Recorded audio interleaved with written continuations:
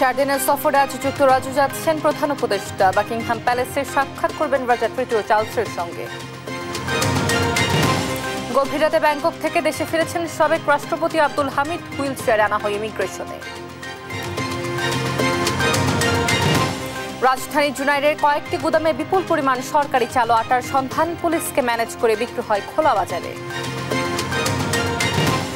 অপরাধের স্বর্গরাজ্য কুষ্টিয়ার দৌলতপুর। চুরি ডাকাতি ছিনতাই ঘটছে অহরহ, প্রশাসনের নিষ্ক্রিয়তাকে দুষছেন স্থানীয়রা। উজানের স্রোতে কুড়িগ্রামে তীব্র নদী ভাঙন। বিলীন হচ্ছে বসতবাড়ি ও ফসলি জমি, সব হারিয়ে আনন্দহীন ঈদ কাটছে ভাঙন কবলিতদের। রাজশাহীতে প্রশাসনকে ম্যানেজ করে চলছে শতাধিক অবৈধ ইট ভাতা। ব্যাপক ক্ষতি কৃষিতে, ব্যবস্থা নিতে অনীহা দাবি স্থানীয়দের। দেখছিলেন শিরোনামগুলো। সংবাদ সকালে আপনাদের সঙ্গে রয়েছে আমি অতসী সেন। এবারে পুরো খবর। 4 দিনের সরকারি সফরে আজ যুক্তরাজ্য যাচ্ছেন অন্তর্বর্তী সরকারের প্রধান উপদেষ্টা ডক্টর মোহাম্মদ ইউনূস। এই সফরে বাকিংহাম প্যালেসের ব্রিটিশ রাজা তৃতীয় চার্লসের সঙ্গে দেখা করবেন প্রধান উপদেষ্টা। এ সময় তিনি রাজা চার্লসের হাত থেকে গ্রহণ করবেন কিংস চার্লস হারমোনি অ্যাওয়ার্ড। সফর সঙ্গী হিসেবে প্রধান উপদেষ্টার সঙ্গে থাকবেন বাংলাদেশ ব্যাংকের governor doctor Ahsan H Mansur ও দুর্নীতি দমন কমিশন দুদকের চেয়ারম্যান ডক্টর আব্দুল মোমেন। এছাড়াও দুই দেশের সম্পর্ককে নতুন করে পুনরুজ্জীবিত এবং অর্থনীতি, বাণিজ্য ও বিনিয়োগের ক্ষেত্রে আরও ঘনিষ্ঠ সহযোগিতা করার লক্ষ্যে এই সফর অনুষ্ঠিত হবে।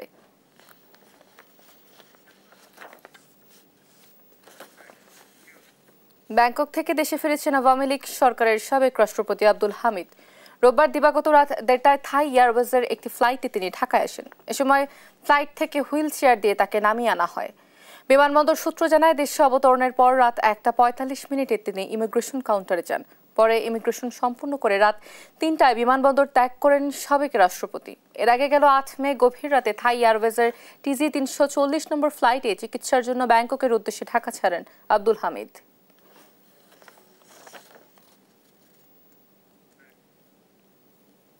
খাদ্য অধিদপ্তরের 19 টন চাল ও 20 টন আটা সরাসরি বিক্রি করে দেওয়া হলো খোলা বাজারে। গত 31 মে দিনে দুপুরে ভয়াবহ এমন চুরি করে ডিলার ও খাদ্য অধিদপ্তরের সহকারী নিয়ন্ত্রক নাসরিন সুলতানার যোগসাজশে সর্বনিম্ন মূল্যে সাধারণ মানুষের কাছে বিক্রির কথা বলে বিপুল পরিমাণ চাল ও আটা জুরাইনের আড়তে বিক্রি করে দেয় ডিলার। এসব চাল আটাই সরকারি বস্তা পরিবর্তন করে অন্য কোম্পানির বস্তার মোড়ক লাগিয়ে বিক্রি করছে সাধারণ মানুষের কাছে। শাহাদাত নিশাদের অনুসন্ধানী রিপোর্ট।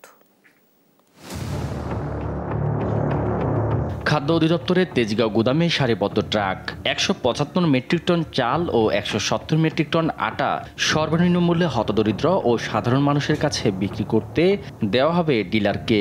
এই ট্রাকগুলো খাদ্য গুদাম থেকে বের হওয়ার পরেই অনুসন্ধানের শুরু। গন্তব্য জুরাইন বাজারের চালের আড়ত। ট্রাকের নাম্বার প্লেট মিলিয়ে জুরাইনের চালের আড়তে টিম দেশ টিভি।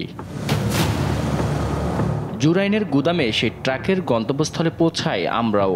দেখা মেলে ট্রাকে করে মালামাল ঢুকছে একটি গুদামে। গুদামে ঢুকতে চোখ চটক কাজ।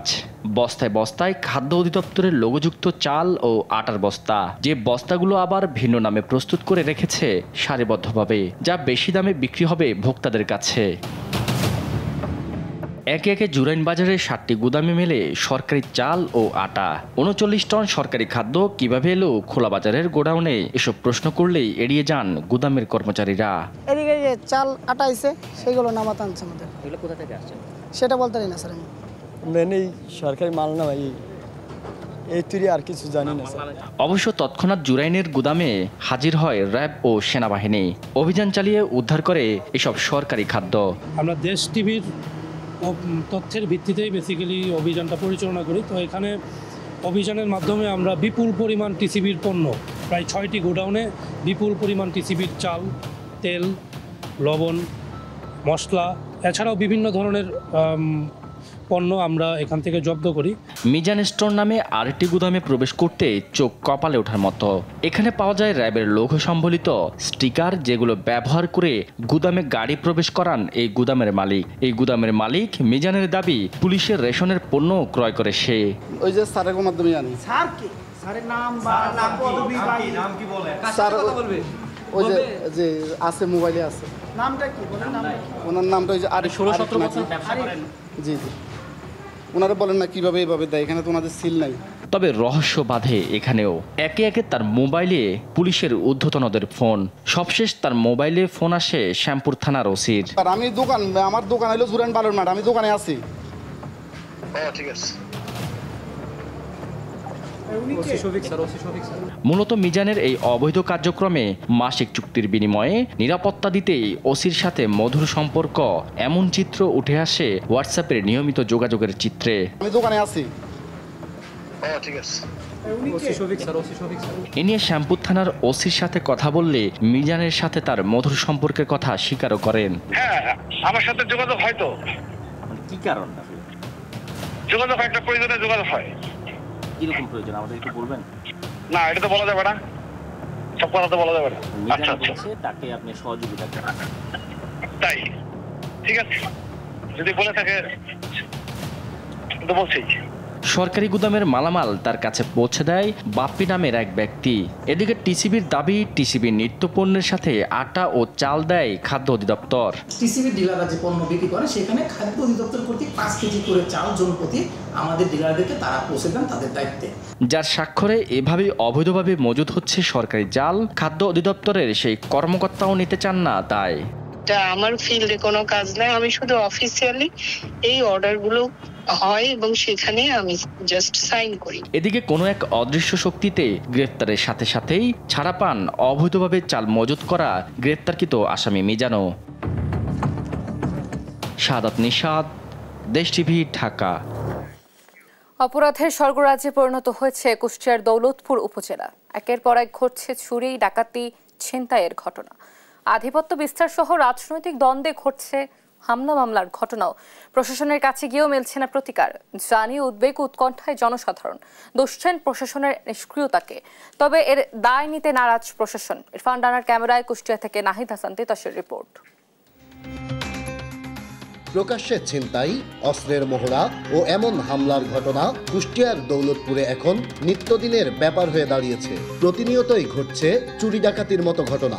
আধিপত্য বিস্তার, রাজনৈতিক দ্বন্দ্ব ও মাদক ব্যবসা সহ নানা কারণে ঘটছে হামলা মামলা এবং হত্যাকাণ্ডের ঘটনাও। যেন অপরাধের স্বর্গরাজ্যে পরিণত হয়েছে এই উপজেলা, জানিয়ে উদ্বেগ ও উৎকণ্ঠায় জনসাধারণ। বেশ কিছু জায়গায় সন্ধ্যা হলেই ডাকাতি শুরু হয়ে যাচ্ছে। বাড়িঘর লুটপাট, গরু ছাগল যা কিছু আছে সব লুটপাট। মাদিয়া গ্রামের বেশ কিছু চিহ্নিত চোর আছে। যজ্ঞসামান সুইট আছে। আসদের এক নেতা ছিল যে এখন বিএনপির নাম ভাঙিয়ে খাচ্ছে, সেটা হচ্ছে আলম। তারপরে আছে নবীর চোর, যে নবীর চোর নামে পরিচিত। বাড়িতে লুটপাট করছে, আমারে বাড়িতে মারধর করছে, আমারে গালাগালি করছে। আমরা 15 দিন হলো বাড়ি ছাড়া। 3 বাড়ি থেকে গরু খসলে মোটরসাইকেল চারটা ভাঙচুর করে, পুলিশ নিয়ে আসার পরে কিন্তু ঘটনাটা ঘটে। শুধু তাই নয়, এই উপজেলার যে কোনো উন্নয়ন কাজেও ঠিকাদারদের দেওয়া হচ্ছে হুমকি ধামকি। কাজের সাইডেও করা হচ্ছে হামলা। বিভিন্ন পার্টির পরিচয়ে উড়োচিঠির মাধ্যমে চাওয়া হচ্ছে চাঁদাও। থানায় অভিযোগ দেওয়ার পরেও কোনো ব্যবস্থা নিচ্ছে না প্রশাসন, জানিয়ে আতঙ্কিত জনপ্রতিনিধিরাও। এর জন্যে প্রশাসনকেই দায়ী করছেন তারা। আমাদেরকে চিঠি দিয়ে গেছে, চিঠিতে বলে গেছে 50 লক্ষ টাকা না দিলে কাজ বন্ধ থাকবে। গুলি করছে, একটা রাস্তার উপরে গুলি করেছে এবং আমাদের একটা ছেলেকে অনেক মারধর করছে। ছেলেপেলে মানুষ এরা সবাই একটু আতঙ্কভাবেই ছিল, কাজই করবে না, সবাই চলে যাবে। আমাদেরও কাজ তাড়াতাড়ি শেষ করতে হবে। প্রশাসন কোনো কাজ করছে না, পুলিশ প্রশাসন একবারে নিষ্ক্রিয়। এখানে জনগণ সম্পূর্ণ নিরাপদ না, যেটা বাস্তব সত্য কথা। তবে এসব ঘটনার দায় নিতে নারাজ দৌলতপুর থানার ভারপ্রাপ্ত কর্মকর্তা নাজমুল হুদা। আইন শৃঙ্খলার এমন অবনতির পরেও উল্টো বলছেন সবকিছুই চলছে ঠিকঠাক ভাবেই। প্রতিনিয়ত চুরি ডাকাতি ছিনতাই কয়টা রেকর্ড আছে আপনার কাছে? হচ্ছে না। আপনি কথাগুলো আমার মনে হয় যে অথেন্টিক ভাবে বলেন, আমি তার উত্তর দিব। গত 5 আগস্টের পর থেকে এই উপজেলায় উদ্বেগজনক হারে অপরাধ প্রবণতা বাড়লেও অপরাধীরা থেকেই যাচ্ছে ধরাছোঁয়ার বাইরে। ফলে প্রশাসনের ভূমিকা নিয়ে উঠছে প্রশ্ন। নাহিদ হাসান তিতাস, দেশ টিভি, কুষ্টিয়া। শরীয়তপুরের জাজিরার পদ্মা নদীর মাছির খাত এলাকার নদীর তীর রক্ষাবাঁধের ধসে গেছে 200 মিটার এলাকা। এতে হুমকিতে পুরো বাঁধ। আতঙ্কে ঘরবাড়ি সরিয়ে নিচ্ছে স্থানীয়রা। এ নিয়ে বিস্তারিত জানাচ্ছেন সহকর্মী সাইফুল ইসলাম আকাশ, তিনি সরাসরি যুক্ত হচ্ছেন আমাদের সাথে। সাইফুল, সেখানকার সর্বশেষ কি পরিস্থিতি আপনি দেখছেন এবং সর্বশেষ কি তথ্য রয়েছে আপনার কাছে আমাদের জানাবেন? অতসী পদ্মার আগ্রাসী ভাঙনে ঈদের দিনেও কিন্তু দিশেহারা পদ্মা পাড়ের মানুষ। এই মুহূর্তে অবস্থান করছি শরীয়তপুরের জাজিরার নাওডোবা জিরো পয়েন্টে। এখানকার চিত্র যদি আপনাদের দেখাই সেক্ষেত্রে কিন্তু স্থানীয় সূত্রে আমরা যেটি জানতে পেরেছি, ঈদের প্রথম দিন ভোরের দিকে কিন্তু এই ভাঙন শুরু হয় এবং এই ভাঙন কিন্তু কোনোভাবেই থামছে না। সেক্ষেত্রে পানি উন্নয়ন বোর্ডের পক্ষ থেকে কিন্তু আমরা দেখতে পেয়েছি সকাল থেকে কিন্তু জিও ব্যাগের যে বিষয়টি রয়েছে সেটি কিন্তু বালু দিয়ে ভরাট করার চেষ্টা করছে। আপনাদের একটু জানিয়ে রাখি যে গত বছর নভেম্বর মাসে কিন্তু এই নাওডোবা জিরো পয়েন্ট থেকে মঙ্গলমাঝির ঘাট পর্যন্ত 100 মিটার যে বাঁধ, সেই বাঁধ ধসে যাওয়ার পরেই কিন্তু পানি উন্নয়ন বোর্ড তাদের এই বাঁধটি পুনরায় নির্মাণের জন্য কাজ চলমান রেখেছিল। সেক্ষেত্রে কিন্তু এই কাজ চলমান রাখা অবস্থায় নদীর গতিপথ পরিবর্তন ও নদীতে বালু উত্তোলন অবৈধভাবে, এ কারণেই কিন্তু এখানে যে বাঁধটি ধসে পড়েছে। স্থানীয়রা আতঙ্কিত হয়ে কিন্তু এখান থেকে যে বসত বাড়িগুলো রয়েছে, প্রায় 5 থেকে 7টি বসত বাড়ি এবং দোকানপাট যেগুলো রয়েছে সেগুলো কিন্তু তারা ইতিমধ্যেই সরিয়ে নিচ্ছে। আমরা একজন স্থানীয় সাথে একটু কথা বলে জানার চেষ্টা করব আসলে এই যে ভাঙন পদ্মাপাড়ের মানুষের, সেক্ষেত্রে আপনাদের কি ধরনের সমস্যা হচ্ছে, প্রশাসনের পক্ষ থেকে আপনাদের কি ধরনের সহযোগিতা করছে? জি ধন্যবাদ। আসলে সমস্যার কথা বলতে গেলে সমস্যা তো অনেক সমস্যা। দেখেন, একটা যদি বাড়ি পুড়ে যায়, পুরার পরে কিন্তু ছাই থাকে, কিন্তু ভেঙে যাওয়ার পরে তার অবশিষ্ট আর কিছুই থাকে না। তা আমরা অত্যন্ত ব্যথিত, অত্যন্ত একটা কষ্টকর সময় পার করছি এখন। আমরা ঈদের দিন সকালবেলা যখন শুনি যে মসজিদের মাইকে ঘোষণা হচ্ছে নদীর পার ভেঙে যাচ্ছে, আপনারা কে কোথায় আছেন, আপনারা এসে এই নদীর পাড়ের মানুষদেরকে রক্ষা করেন, তখন আমরা ছুটে আসি এইখানে। এসে যে হৃদয় বিদারক ঘটনা আমরা দেখতে পাই, সেটি দেখার জন্য আসলে আমরা প্রস্তুত ছিলাম না। এটির জন্য যারা দায়ী, এটির জন্য যারা দীর্ঘ সময় ধরে এই বন্ধ ব্যবস্থা করেছেন, এইখানে যারা আপনারা এই নদীর গতিপথকে এই দিক দিয়ে, এই চ্যানেল দিয়ে ঢুকিয়েছেন, তারা কিন্তু আমাদের এলাকারই লোকজন, তাদেরই কিন্তু এখন ঘরবাড়ি ভাঙছে। আপনারা পূর্বে যারা ড্রেজিং করে এই নদীর গতিপথ চেঞ্জ করেছেন, তাদেরকে আমি স্পষ্ট ভাষায় বলতে চাই, যদি বিবেক থাকে আর কখনো আপনারা এই নদীতে ড্রেজিং করার কোনো পরিকল্পনা করবেন না। আচ্ছা, এখানে কতটি বাড়িঘর ভেঙেছে এবং প্রশাসনের পক্ষ থেকে আপনাদের কি আশ্বাস দেওয়া হয়েছে? জি, প্রশাসনের পক্ষ থেকে গতকাল আমাদের যে উপজেলা নির্বাহী অফিসার জনাব কাবেরী রায়, তিনি আমাদের এখানে এসেছিলেন। তিনি আমাদেরকে আশ্বস্ত করেছেন যে এখানে আমাদের ক্ষতিগ্রস্ত পরিবারকে ঘর উঠিয়ে দেওয়া হবে বা ঘর উঠানোর জন্য অর্থ বরাদ্দ দেওয়া হবে, এটি তিনি আশ্বস্ত করেছেন। কিন্তু আমরা আসলে এই আশ্বাস নিয়ে থাকতে চাই না। আমাদের দয়া দক্ষিণার দরকার নেই, আমাদের এই বেড়িবাঁধটি যেন পূর্ণরূপে হয়, সেটির জন্য আমরা ঊর্ধ্বতন কর্মকর্তা সংশ্লিষ্ট মন্ত্রণালয়ের কাছে বিনীতভাবে অনুরোধ জানাচ্ছি। ধন্যবাদ আপনাকে। শুনছিলেন একজন স্থানীয় কথা। পাশাপাশি আমরা পানি উন্নয়ন বোর্ডে যিনি কিনা জাজিরা উপকৌশলী রয়েছে সুমন চন্দ্র বণিক, তার সাথে কথা বলেছি। ইতিমধ্যে ঈদের ছুটিতে যেহেতু জিও ব্যাগ ডাম্পিং এর লোকজন সরে গিয়েছে, সেক্ষেত্রে কিন্তু তাদের পুনরায় আনার জন্য তারা কাজ করেছে। এক্ষেত্রে আজকে কিন্তু প্রায় 40 জন শ্রমিক এখানে কাজ করছে। পাশাপাশি জাজিরা উপজেলার নির্বাহী কর্মকর্তা কাবেরী রায়, তিনি আমাদেরকে বলেছেন যারা এখান থেকে ঘরবাড়ি সরিয়ে নিয়েছেন তাদের জন্য কিন্তু টিন এবং আর্থিক অনুদানের ব্যবস্থা করবেন বলে আমাদেরকে জানিয়েছে। তো এই ছিল শরীয়তপুরের পর্দার পার থেকে নদীভাঙ্গা মানুষের সর্বশেষ। সাইফুল, ধন্যবাদ আপনাকে। দর্শক, শরীয়তপুরের জাজিরার পদ্মা নদীর ঘাট থেকে নদীর তীর ধসের বিস্তারিত খবর জানাচ্ছিলেন আমাদের সহকর্মী সাইফুল। কোরবানি ঈদের আনন্দ নেই কুড়িগ্রামের ভাঙন কবলিত মানুষের। এবার ঈদের আগে বৃষ্টি ও উজানের ঢলে বসত বাড়ি ও ফসলি জমি ভাঙনের কবলে পড়ায় দুর্বিষহ দিন কাটছে অনেক পরিবারের। এই পরিস্থিতিতে ঈদের খুশি তো দূরের কথা, ঠিকমতো খাবারই জুটছে না তাদের। জুয়েল রানার তথ্য ছবিতে জানাচ্ছেন আপন অপু। গেল এক মাসে প্রায় 50টি পরিবার হারিয়েছে তাদের বসতভিটা। হুমকিতে থাকা পরিবারগুলো সরিয়ে নিচ্ছে তাদের ঘরবাড়ি। এমন চিত্র কুড়িগ্রামের উলিপুর উপজেলার বেগমগঞ্জ ইউনিয়নের ব্রহ্মপুত্র পাড়ের রসুলপুর ও বালাডোবা এলাকার। অন্যদিকে ব্রহ্মপুত্রের পাড় ছাড়াও তিস্তা, ধরলা ও দুধকুমার নদের অববাহিকারও অনেকে হারিয়েছে তাদের বসতবাড়ি ও ফসলি জমি। কুড়িগ্রামে তীব্র হয়ে উঠেছে নদী ভাঙন, হুমকিতে রয়েছে হাজারো মানুষ। এছাড়াও নদী ভাঙনের কবলে জেলার রৌমারী, রাজারহাট ও কুড়িগ্রাম সদরের বেশ কিছু এলাকা। এমন ভাঙা গড়ার মধ্যে আনন্দহীন মলিন ঈদ নদী পাড়ের মানুষদের। বাড়িঘর ভাঙি যায়, নদীর বাচ্চা কাছে নিয়ে কোথায় যাব কোথায় না যাব, হ্যাঁ কিসের ঈদ কিসের খাওয়া দাওয়া। বাড়িটা ভাঙা বাসিয়া যায়, আমাদের কোনো স্থান নাই। ঘর যে তুলমু বাড়ি নমু কোন জায়গায় কোনো স্থান নাই। এখন সরকার যদি আঙ্গর কোনো অনুমোদন দেয়, যদি ইচ্ছা করে তবে আমরা পাবো, না পাইলে উপায় নাই। নদী মনে করেন যে একবারে বাড়ির ভিটে নামা নিয়ে গেছে, এখন কোনো জবুদ্দি নেই। আমার স্বামী রিক্সা চালা খায়, কোনো রকম কামাই করে খায়। আমাদের ঈদ আছে, ঈদও নাই, আমার কিছু নেই, আমরা খুবই বড় কষ্টে। এসব পরিবার একদিকে খুঁজে পাচ্ছে না তাদের মাথা গোঁজার ঠাঁই, অন্যদিকে মিলছে না সরকারি ও বেসরকারি কোনো সহযোগিতা। ভাঙন কবলিত এলাকায় অস্থায়ী ভিত্তিতে কাজ করার কথা জানিয়েছে স্থানীয় পানি উন্নয়ন বোর্ড। অন্যদিকে ভাঙন কবলিতদের পাশে দাঁড়ানোর আশ্বাস প্রশাসনের। ইতিমধ্যে আমরা প্রায় 1200 মিটার জায়গায় জিও ব্যাগ দ্বারা জরুরি কাজ বাস্তবায়ন শুরু করেছি। যে সমস্ত ভাঙন কবলিত স্থান আছে বা খুব ঝুঁকিতে আছে, আমরা এগুলো নিয়মিত মনিটরিং করছি।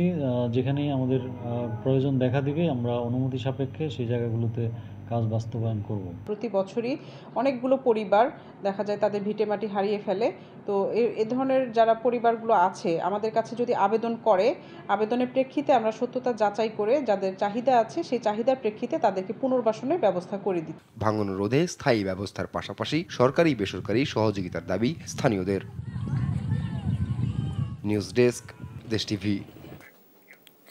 রাজশাহীতে ইটভাটার বিষাক্ত গ্যাসে যখন পুড়ছে ফসল, তখন চাঁদা আদায় ব্যস্ত উপজেলা প্রশাসন। ইটভাটার কারণে ঝরে পড়ছে আম, পুড়ে যাচ্ছে কলা গাছ সহ বিভিন্ন সবজি। ভুক্তভোগী কৃষকরা অভিযোগ করলেও নেওয়া হয় না ব্যবস্থা। তবে অবৈধ ইটভাটা বন্ধে অভিযান চালানোর দাবি পরিবেশ অধিদপ্তরের। কাজী শাহিদের প্রতিবেদন। আমাদের এলআর ফান্ডের জন্য এটা তোলে। হ্যাঁ, এবার যেহেতু আমি আগে সহকারীরা ছিল, সহকারীর মাধ্যমে চলতো। এখন যেহেতু আমি এ হয়েছে তা আমাকে বলেছে আমি তুলেছি। এ হলো বিষয়, নির্দেশ মতে। রাজশাহীর পবা উপজেলার প্রশাসনিক কর্মকর্তা কায়সার আলম এভাবেই একজন ইটভাটা মালিকের কাছে অর্থ দাবি করছেন। শুধু তিনি নন, জেলার যেসব উপজেলায় ইটভাটা আছে সরকারি বিভিন্ন কর্মসূচিতে অর্থের যোগানদাতা ইটভাটা মালিকরা। উপজেলা প্রশাসন চাঁদা নেওয়ায় বেপরোয়া ইটভাটা মালিকরা। ভুক্তভোগী ও ক্ষতিগ্রস্ত কৃষকদের দাবি, অভিযোগ দেয়া হলেও নেওয়া হয় না কোনো ব্যবস্থা। আম পয়সা ভাটার কারণে আম পাকিচ্ছে না, পয়সা খসে পড়িয়ে দিচ্ছে। হ্যাঁ, আমার গতবার আম নষ্ট হয়েছে, আম খাওয়া যায় না, আম তিতো হয়ে যায়। এই বিচার আমার স্থায়ীভাবে আমি বিচার চাই। প্রতি বছর এই আম নষ্ট হয়ে যাচ্ছে, তার সাথে আমি স্থায়ী সমস্যার সমাধান করতে চাই। অভিযোগ করেছি আমি টিউন অফিসে করেছি, কৃষি অফিসে করেছি, ডিসি অফিসে করেছি। রাজশাহীর পরিবেশ অধিদপ্তর বলছে তাদের তালিকায় ইটভাটা আছে 124টি। ছাড়পত্র নিয়ে 28 ইটভাটা চালু করলেও নবায়ন করেছে মাত্র 9টি। 115 ইটভাটা চলছে অবৈধভাবে। অবৈধ ইটভাটা বন্ধে অভিযান চালানো হচ্ছে। অবৈধ ইটভাটার বিরুদ্ধে আমার অভিযান অব্যাহত আছে। আমরা বিগত এই মৌসুমেই আমরা 4টা উপজেলায় 13টি ইটভাটাতে অভিযান পরিচালনা করেছি। 3টা ভেঙে দেওয়া হয়েছে এবং বাকিগুলোতে কার্যক্রম বন্ধ করার নির্দেশনা দেওয়া হয়েছে।